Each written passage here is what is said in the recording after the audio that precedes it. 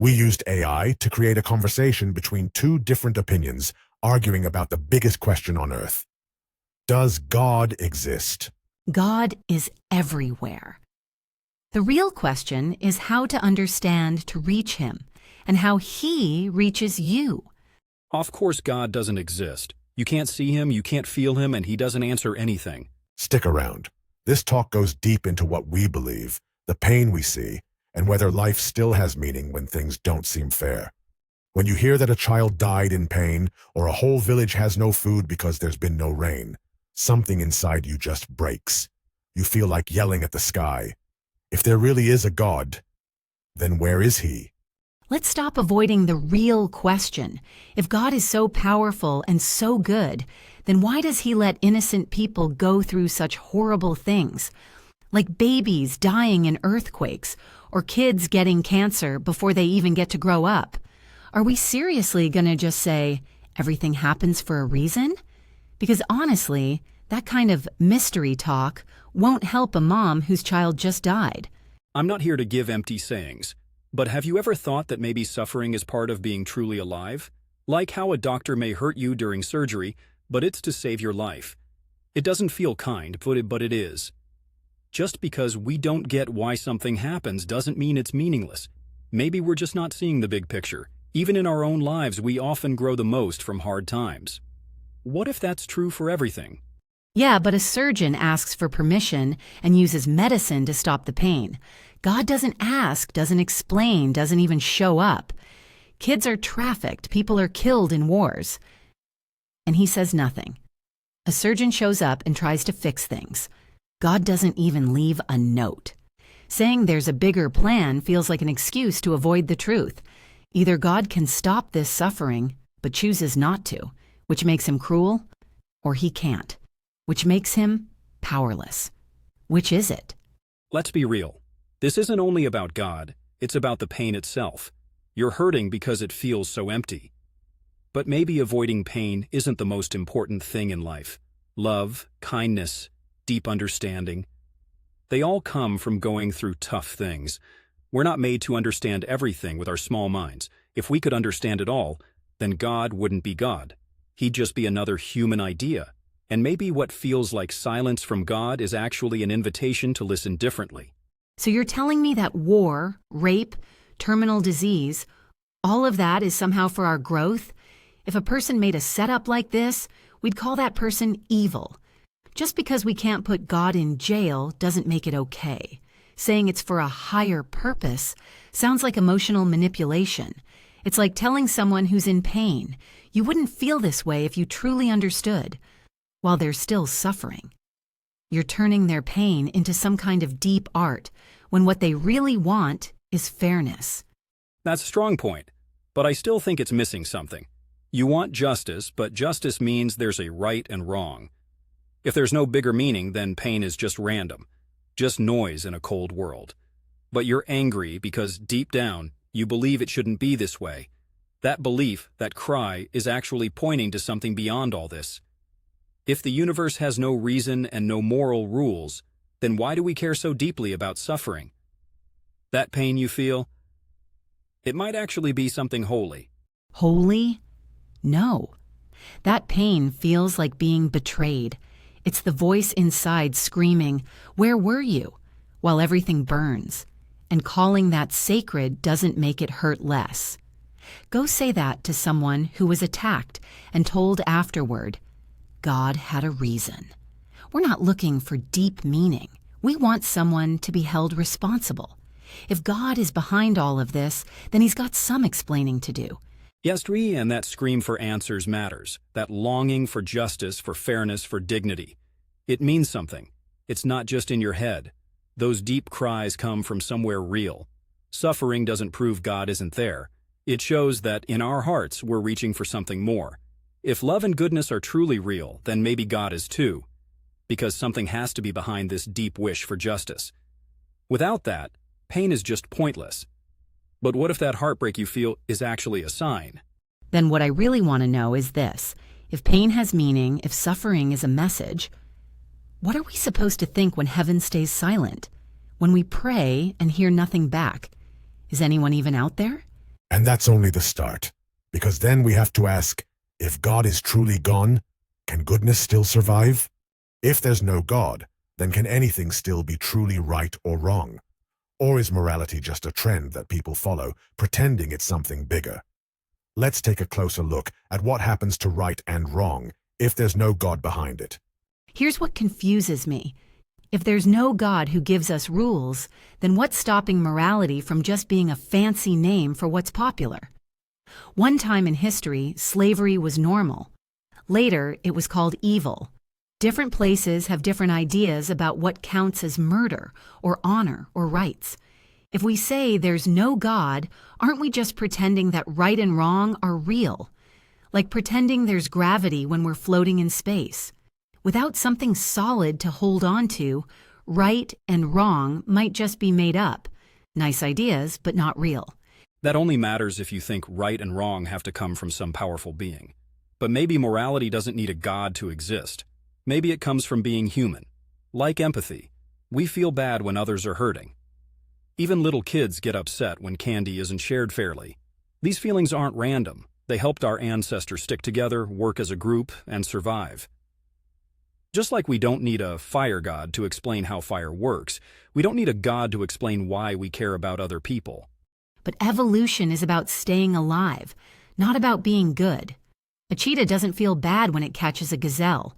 It just needs food. So if morality is just about survival, then why is cruelty wrong? If being cruel helps your group win, the Nazis thought they were helping humanity too.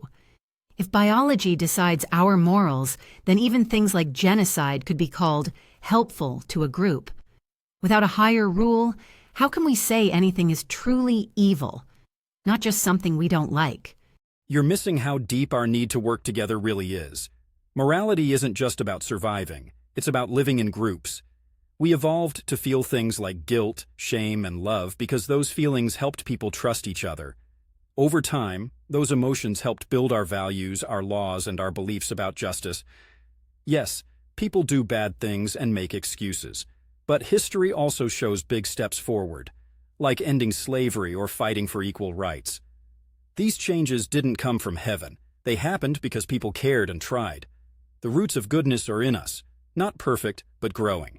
Even if I believe that, feelings alone can't solve moral problems. One feeling tells me to help poor people. Another tells me to save money for myself. Which one should win, and why? Without a divine rule book, don't we just have a battle of opinions? A courtroom needs a judge. Without God, it feels like we're just arguing with no one to say who's right. Just because there's no judge in the sky doesn't mean there's no justice. It means we create it, together. Think of language. No one person made it, but we use it to tell stories, make laws, and build societies. Morality is the same. It grows through our feelings, our talks, our mistakes, and our improvements. The fact that morality is human doesn't make it weak. It makes it meaningful. We're not just following orders. We're choosing kindness through learning and experience. So you're saying that meaning and goodness come from us, not from above. I see how that makes people feel proud, but it's also scary. If we make the rules, then we can also change them. That means good progress can disappear, and terrible things can happen again. If there's nothing above us to rely on, it all feels like it could fall apart so easily. Yes, it can fall apart. And that's exactly why we have to work hard to protect it. Not because God commands it, but because we care. Morality matters more when we know it can break. Real goodness isn't something we're given. It's something we choose again and again, especially when no one is watching. That's not being lost. That's being brave. And the fact that it's fragile, that's what makes it worth fighting for. Okay, that makes some sense. Maybe the question isn't, can we be good without God? Maybe it's, do we believe in ourselves enough to try? But then we face another problem. Who decides what's good? And what if they're wrong? A world without commandments, a system built with no one above us. But what happens when we lose our moral direction, and right becomes just a personal guess? Next, we'll explore what can happen when we're faced with the unknown, and have only each other to find the way forward. If our minds are like small flashlights shining in a huge, dark night, how much are we really seeing? And how much are we just making up in our heads? This part asks, are our small human thoughts too weak to judge something like God? Or does that show maybe there's nothing really there? Here's what bugs me. Anytime someone asks how a good God could let bad things happen, like earthquakes or kids dying, believers usually say, we can't understand God's plan. But if we're too small to question God's actions, then how can we say things like, God is good or God is fair? You can't say something is good, but then say, you're not allowed to ask why. That's like calling a painting beautiful, but not being able to say what colors are in it. Think of it like this. You walk into a hospital for the first time. You see someone getting cut open, someone else crying while inside a loud machine, and a little child barely breathing with tubes stuck in her. It all looks awful and cruel. But you don't jump to shut the place down, because you understand there's a reason behind it, stuff you don't yet know. That's how it is with us and the world. If God is real, He may know things we can't even imagine, about time, right and wrong, and the bigger picture. So saying He's bad based on what we know might be like a bug trying to explain rocket science. But that idea only works if there actually is a reason behind all the pain. And more importantly, if someone knows what it is. What if all that mystery talk is just something people say to make themselves feel better? If we keep going with that thinking, then nothing God does can be questioned. Genocide? A mystery? Disease? Another mystery. Where does it stop? And how are we supposed to know what's right or wrong then? Doesn't this idea just make everything unclear? That's a real tough spot. But maybe we're not suspending right and wrong. We're just misunderstanding how big those things are. Think of a baby getting a shot. It hurts a lot, and to the baby, it feels like betrayal. But later on, that same moment leads to health. Maybe God's ways are like that. Painful now, but for a good reason we can't yet understand. You want justice right now because you only see this life, not the full picture. You want fairness based on peace and comfort today, not something bigger that might be growing over time. Real humility doesn't mean giving up. It means facing all that confusion with courage. It means trusting there's a reason, even if we can't prove it yet. But that's the problem. If every pain can just be called a deep mystery or hidden mercy, then how can we ever say something is truly bad? And more than that, how can we make real choices that matter? If my anger, my care for others, even my wish to protect kids from suffering are all signs that I just don't see the full picture, then what's the point? That doesn't sound like humility. It sounds like being tricked into giving up your own values. If we stop trusting ourselves and wait for God's reason for everything, don't we end up losing who we are? Or maybe, and this is the surprise no one sees coming, what if your deep need for justice and kindness aren't being shut down by mystery, but being shaped by it? Maybe you're not being told to ignore the pain. Maybe you're learning how to grow through it. That feeling you get when nothing makes sense and it hurts, maybe that's not proof that there's no God, but a quiet signal from somewhere deeper. Maybe your moral struggle is part of the story too, just not the whole story. You say it's gaslighting, I say it's growth. Not around pain, but right through it. So you're saying that mystery doesn't replace right and wrong. It reshapes them into something beyond just feeling better or having answers. Maybe even unanswered prayers are part of a bigger lesson we're not ready to understand. It doesn't feel good, but it kind of makes sense why some people still have faith after everything breaks. They're not hanging on to being sure. They're holding on through the times when nothing makes sense. Exactly. Faith isn't about blindly obeying. It's about walking into the fire even when there's no clear path. The test isn't if the pain makes sense to us. The test is how we respond when it doesn't. Divine mystery doesn't throw away our point of view. It challenges it, stretches it, and sometimes turns it into something new. But if you think that was hard to hear, wait until we start talking about free will. Because if God allows pain for a purpose, what happens when there's no purpose at all? We've talked about how we can't always see the big picture, but what if even free will isn't the answer we're hoping for? If God is supposed to be all-powerful and truly good, then why is there still so much evil in the world? Either he could stop it but doesn't want to, or he wants to stop it but can't. So which is it? Let's be real. The biggest reason people question God isn't about science. It's about all the pain in the world. We're not talking about a few mistakes in creation. We're talking about a world full of suffering. Kids get cancer while their parents desperately pray. Earthquakes kill innocent people. Genocides happen and heaven stays silent. If God can do anything, why would he make a world like this? If evil exists, then either he's not all-powerful or not all good.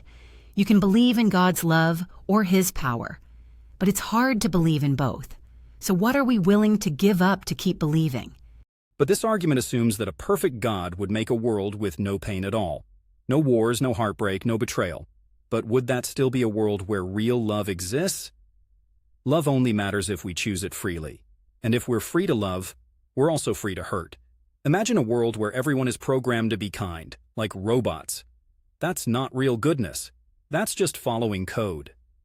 God's power also means giving us the power to choose, even if that comes with risks. What might seem like God not caring could actually be God giving us space to be real. So you're saying the cost of love is things like the Holocaust? That feels like a terrible deal. Look, maybe human evil comes from free will. But what about the other stuff? Like diseases, earthquakes, and viruses. A baby born with a deadly condition. That's not because someone made a bad choice. That's in the design. If I built a bridge that fell apart and killed people, I wouldn't be called loving. I'd be called careless. So why does God, the one who made everything, get a free pass? You're right. Not all suffering is from human choices. But maybe we're thinking of God like some kind of cosmic controller, moving every detail. What if real power isn't about total control, but giving life the chance to grow and change? The world is alive and moving. Natural forces can create beauty and also cause harm. Mountains form and earthquakes happen. Cells grow, but sometimes they become cancer. The same laws that let us thrive are also the ones that allow pain. If nothing could ever go wrong, maybe nothing truly meaningful could happen either. That sounds nice, but it still sounds like an excuse. A God who can do anything could have made better laws. You're saying nature is a deal between life and suffering. But if God picked those rules, then he made that deal. Are you telling me that in all his wisdom, he couldn't create a world where we can love without facing plagues and hunger? Let's be honest. If humans made a system that killed millions just so others could feel joy, we'd say that's evil. So why do we let God off the hook? Because maybe what we think power means, doing anything anytime, isn't what real power is about. God can't do nonsense, like make a round square or love without choice. Maybe he also can't make growth without struggle. You want a world where we feel strong without risk, where we grow without pain, where we're free but safe. But that kind of world might not be real or meaningful. Being able to fall is what makes standing strong count. A hero who can't lose isn't brave. He's just acting. Maybe God's way of handling evil isn't to stop it, but to turn it into something meaningful. Maybe the goal isn't a perfect story, but a changed one. That's easy to say when you're not the one suffering. But if you're a parent watching your child die in pain, that whole transformation idea sounds cruel. There's a big difference between surviving pain and trying to explain it away. Turning real suffering into a nice story doesn't make it better. It just covers it up. If love needs death to mean something, maybe the whole setup is broken. Or maybe God isn't who we think he is. Maybe that's the real problem. Not whether God is real, but who we believe he is. Maybe we've mixed up comfort with God's power. Real strength isn't always stopping the bad stuff. Sometimes it's being with us through it. What if God's power isn't about erasing evil, but making evil not the end of the story? If pain can be changed into hope, not erased, but turned into something, isn't that a deeper kind of power? The God I believe in doesn't pretend tragedy didn't happen. He brings new life out of it. But even resurrection needs a death first. That part stays. And that's what I can't forget. If love always leads to pain, then maybe love isn't enough, or maybe God isn't. But what if the real problem is how we define these ideas? Coming up next, can our sense of right and wrong survive its own weight when we try to make it divine? Is morality something given to us by God, or does it come from our biology, part of how we survived for a long time? Let's think about this and see where it leads. If morality is just from our brains and instincts, then why do we treat it like it's something holy or sacred? Let's be real.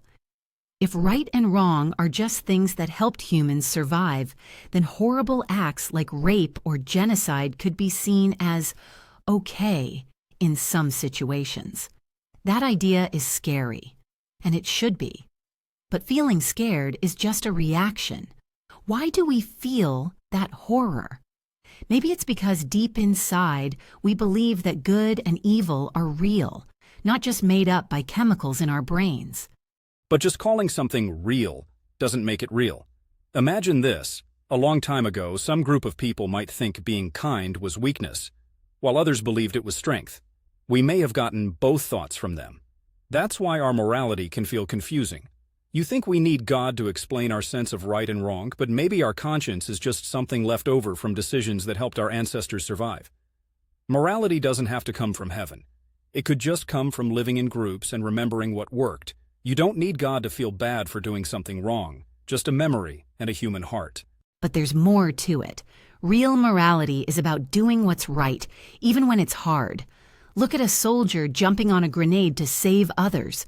He's not doing that to survive. He's giving up everything. Evolution can't explain that easily. How can instincts lead someone to die for people they don't even know? That doesn't sound like nature. That sounds like something greater. If our morals can go beyond survival, maybe they didn't come from survival in the first place. But even that kind of sacrifice has roots in biology.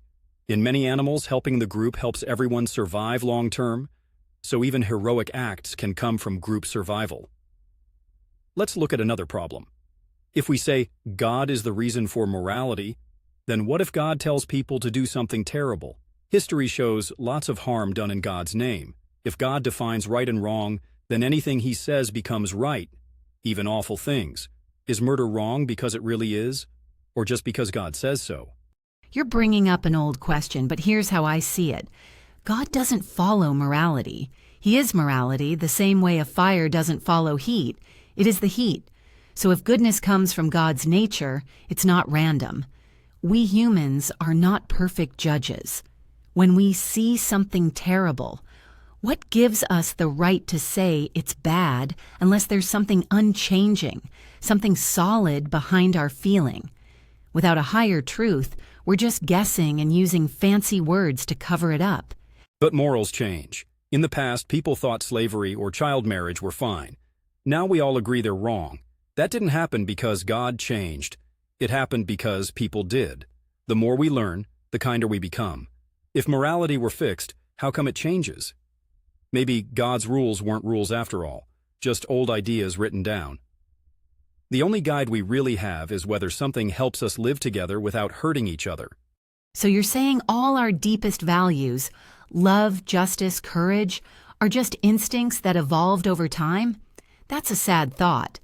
Then love is just a trick our bodies play, and justice is just what keeps people from fighting.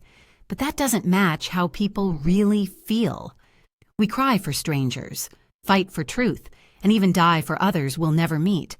That doesn't seem like biology. It seems like something bigger, speaking through us. Even if it feels deeper, it's still happening in brains shaped by evolution, not by God. Our brains were built to survive in groups, so things like empathy and love are part of that. They helped early humans live together. And here's something interesting. When religion gets morality wrong, people fix it. We don't wait for a new holy book to tell us loving others is right. We already feel it. Maybe God didn't give us morality. Maybe we invented God to explain it. But if right and wrong are just what works, then even genocide could be okay, if enough people agree. That's dangerous. Without something above us, we don't stand for justice. We just make deals, and real morality isn't a deal. It's something we stick to, even when it's hard, especially then. So here's the real question. If our idea of right and wrong keeps changing or just comes from evolution, then what are we standing on when we say, this is wrong? But if God made the rules, what do we do when we don't agree with them? Think about that, because next we talk about whether life can have meaning without a bigger story behind it, or if we're just acting in a play with no audience. If nothing lasts forever, does anything really matter? If there's no higher power or plan, can a random universe give us meaning? Or does it just stay silent and empty? Let's not kid ourselves. This is the big question nobody wants to face. If there's no God, no final judge, no life after death, then all our choices, our love, pain, hopes, are just random things happening in a giant empty space. You can write poems and get excited about things you love, but if the universe doesn't care whether we exist or not, isn't that just fooling ourselves? If there's nothing bigger than us, then isn't meaning just a made-up story we use to feel better? And honestly, I think that idea is scarier than death. You talk like meaning only counts if it comes from some big power in the sky. But think about an artist who paints just because they love it, not for money or fans. That kind of art isn't less beautiful just because it won't last. In fact, knowing it ends makes it even more valuable. We don't find meaning, we make it ourselves. A sunrise doesn't need a reason to be beautiful. It just is. Same with us. Waiting for something from the sky to tell us we matter is like waiting for the ocean to approve your swimming. You're already in, so just swim. But isn't that just pretending? Saying, my life matters because I say so, sounds nice, until we're gone. If nothing I do will last forever, and no one will remember it, wasn't it all for nothing? We hold on to stories and beliefs so we don't fall apart. People die, memories fade, even stars explode. If there's nothing eternal holding all this together, then isn't meaning just pretty wallpaper covering a crumbling wall? Only if you think something has to last forever to be real. But think about a good meal, or a kiss, or helping someone at the right moment. These things don't last, but they still matter. We don't throw away laughter just because it doesn't last. Maybe those short moments matter more because they don't last. We don't expect a song to play forever to be beautiful. Same with life. Meaning isn't something you're given. It's something you live. Knowing we won't live forever doesn't erase value. It makes it more powerful. So you're saying something can still matter, even if it doesn't last. That short moments can count more than forever. I want to believe that. But when I lose someone I love, or regret not saying something important, the idea that at least I felt something just feels so empty. Life moves on. The people we were to each other disappear. If there's no lasting justice, no reunion, no God watching, it feels like everything we built just fades away. That pain you feel, that's what proves you care, truly and deeply. We all want life to mean something, and the fact that we have to make that meaning ourselves doesn't make it fake. It makes it ours. It's like the old story of the man who keeps pushing a giant rock uphill, knowing it will always roll back down. He's not weak, he's brave. He keeps going anyway. In a world without gods, meaning isn't something taken away, it's something we get to create. We're not just tiny parts in someone else's story. The story belongs to us. And that makes it burn brighter. That hits harder than I thought. Maybe we don't need forever to matter. Just truth. Maybe not having a bigger plan lets us be more real in the now, but it still makes me wonder. If we're the ones who choose what matters, what do we build it on? Let that question sit for a while. Because if meaning isn't already decided, then we have to ask, can science or faith show us the way forward? Or are we just guessing in the dark? Science likes things to be exact. Religion, on the other hand, is more about mystery. So what happens when facts and the unknown meet? Let's face a strange truth. Science can break apart atoms, look at faraway stars, and warn us about storms. But it can't explain why I cry at a funeral or feel something deep inside a quiet church. Why not? Why doesn't the smart system of science help with the most personal questions? Maybe science is just too neat and tidy to deal with the messiness of real life. Some things disappear when we look at them too closely, but feel even stronger when told as a story. Not everything important can be proven, and not everything that can be proven really matters. That sounds nice, but it's a bit of a cop-out. Science doesn't talk about emotions like awe or sadness because it's not meant to. That's like asking a telescope how to fall in love. Science is made to find facts, things we can measure, repeat, or test. You're right that science doesn't explain everything, but using religion or belief to cover what we don't understand? That's not deep thinking. It's just lazy. If we can't check something or question it, how can we trust it? Science isn't limited. It just helps keep out things that we wish were true but aren't. But here's the issue. If we only believe what we can test, we're ignoring big parts of life. Can you measure how much someone misses someone? Is there a number for wonder or love? No tool has ever measured the feeling of what we call sacred. But people everywhere, through time, talk about something larger than words. Science is amazing, but it's also not sensitive enough for everything. It can tell us what happens in the brain during love, but not what love is. Isn't it a bit arrogant to say something isn't real just because we can't break it apart? Maybe things like meaning and beauty speak another language, not science, but something else. Or maybe they just live in our imagination. Look, religion loves to stay vague because then no one can prove it wrong. As soon as you ask for proof, the answer changes into, it's a mystery, it's clever, and easy. When science makes a mistake, it fixes it. When religion has two opposite ideas, it says it's all deep symbols. Every holy book can be explained if you twist the words the right way. That's the problem. If an idea keeps shifting to fit what we don't understand, then how do we know what's true? Because truth isn't always about control. Sometimes it's about letting go. Mystery isn't a trick. It's another kind of knowing. Think about falling in love. Not just the chemicals in our body, but the feeling. Would you really trust someone who explained love just by talking about hormones? Science can't always handle deep, sacred things. That's why people use prayers, stories, and rituals, not to leave reason behind, but to add to it. We're more than thinking machines. And if we ignore religion just because it doesn't work like science, we lose the part of us that talks through wonder and emotion. But now it just sounds like you're making a nice-sounding excuse for not explaining things clearly. Mystery is fine, but if there's no proof behind it, it can become dangerous. People have done horrible things while claiming spiritual truth. If we don't ask for evidence, mystery can become a cover for bad ideas. You say science is too rough, but that roughness protects us from lies. If we can't check a belief, then it shouldn't be used to shape laws, morals, or health decisions. Feelings are personal, beliefs are fine, but we shouldn't confuse what feels meaningful with what is actually true. But that personal feeling is the heart of it. Life isn't just test tubes and charts, it's messy. It's like a story, and full of layers and feelings that can't always be explained. If we make everything about facts, we'll find answers, but miss the meaning. Science helps us do things, but it doesn't tell us why life matters. We're not just brains. We're souls with big questions. Sometimes being unsure is how we start learning. Mystery isn't the opposite of truth. It's the place where deep meaning begins. But if we only go by feelings, then we're just building myths. And myths, even beautiful ones, can't give us real answers in a world full of pain and lies.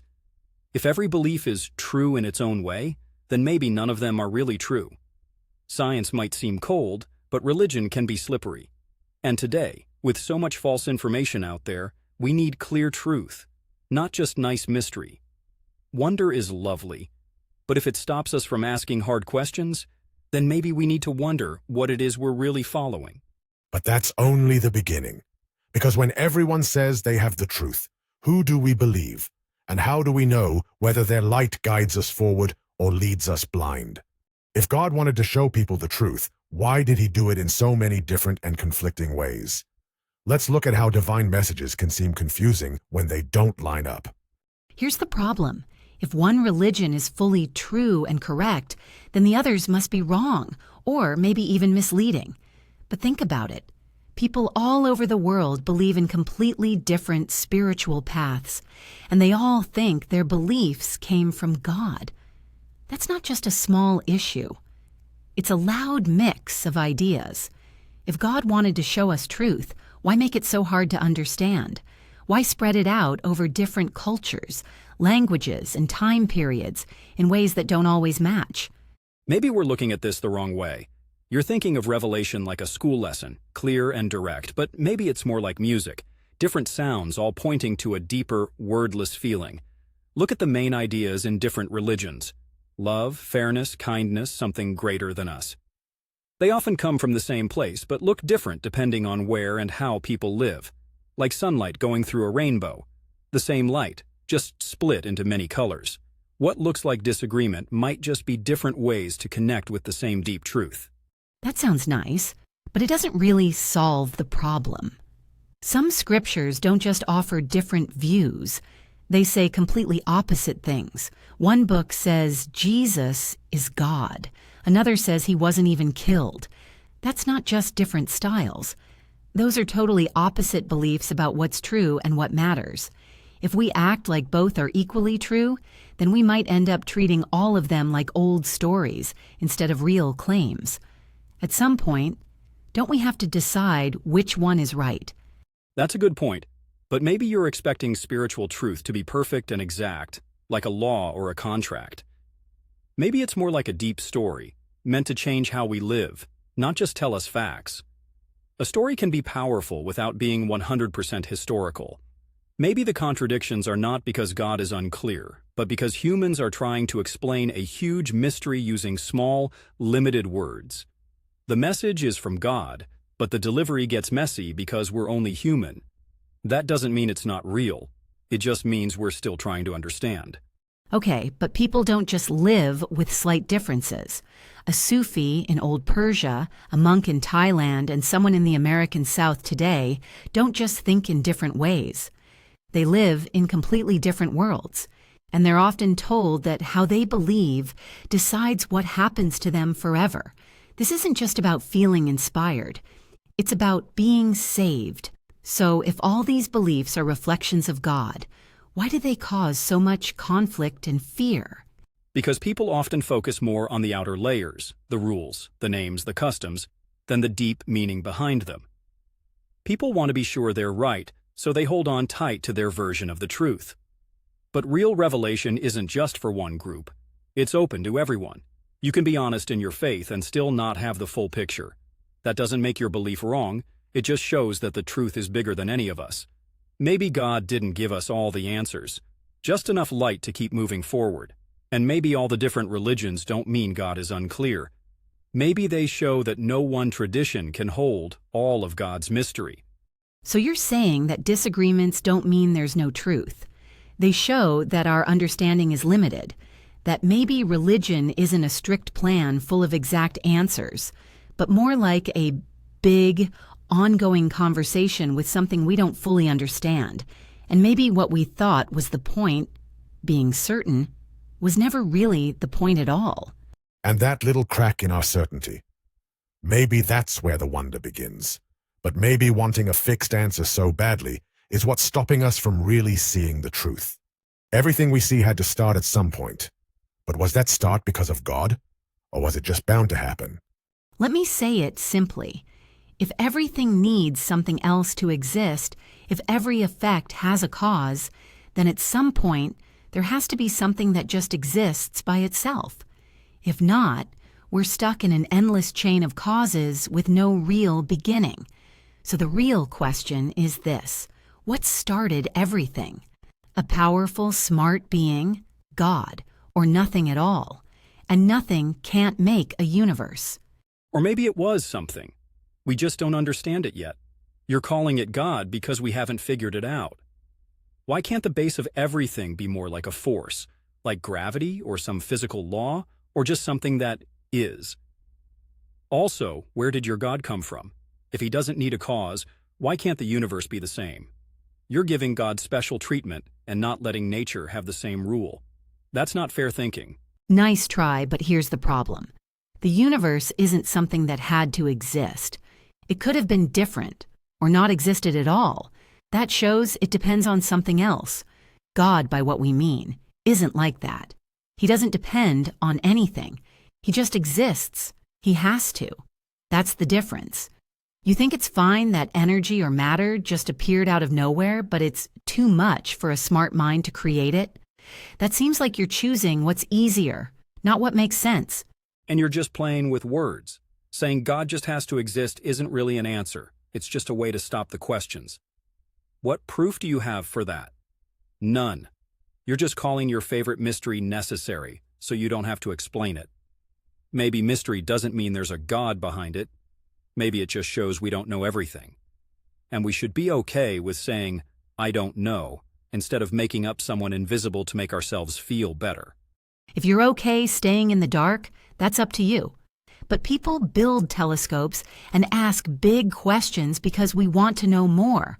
And naturalism, your view, offers no answer, no reason, just silence. At best, you're putting your faith in randomness. Believing in God at least gives a full picture. A thinking mind comes before the universe. And strange enough, that fits with what we all feel deep down, like there's meaning, order, and purpose. Why would those feelings even exist if the universe is just random? Because those feelings came from evolution.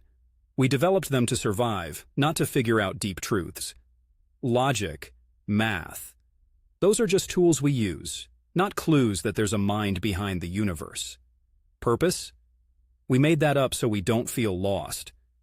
Wanting meaning doesn't mean there is one. Sometimes existence is just big, strange, and doesn't care about us. You want a why, but maybe all we're given is a how, and I'm okay with that. You're not. But maybe that says something, that every human, every culture keeps asking why.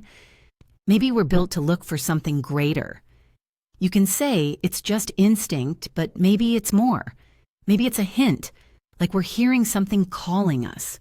Not a force or a fact, but a being, a someone. The important thing isn't what's easier to believe. It's what truly explains that deep longing in us. And cold science doesn't answer that. Maybe it doesn't have to. Maybe the silence is the truth. We searched for a voice and only found our own reflection. But even in that, we built amazing things, made music, and reached for the stars. Isn't that something? You keep asking what started the fire, but maybe it didn't need a match. Maybe it's just always been burning somehow, and maybe not every beginning needs a reason. Maybe it just is. A universe with no cause, or something beyond it that started it all. Either way, it changes how we see everything. What if the very thing we use to ask questions, our thoughts, can't really be trusted? If our way of thinking was made just to help us stay alive, not to find truth, can we really believe it helps us find the truth? Let me put it another way.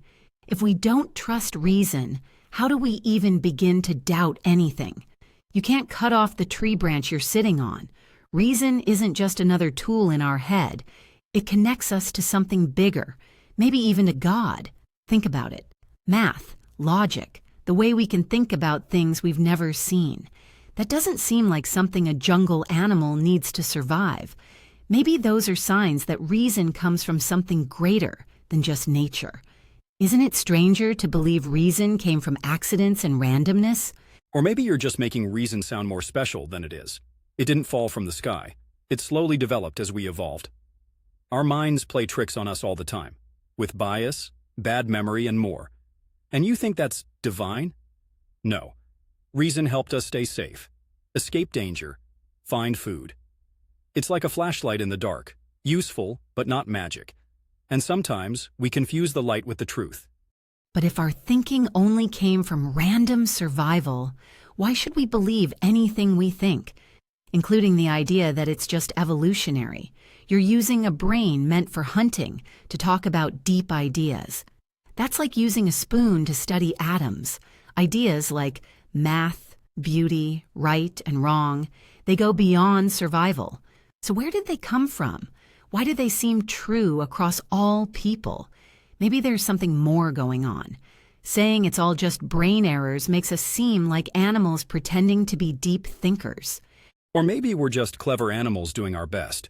Maybe our minds weren't made to find truth, but to help us notice patterns, make good guesses, and get along. Yes, we have some false beliefs, but they still help us. We don't need perfect thinking, just thinking good enough to survive and grow. And the fact that we even notice our own mistakes shows we can improve.